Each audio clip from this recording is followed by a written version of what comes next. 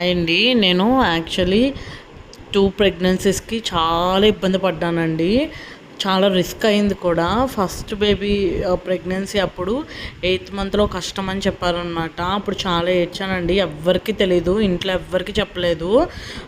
నేను డైరెక్ట్‌గా దువికాకి ఒక అమ్మవారిని మొక్కుకున్నానండి. నాకు పిల్లల్ని ఇస్తే నీకు పండగ చేసుకుంటానని.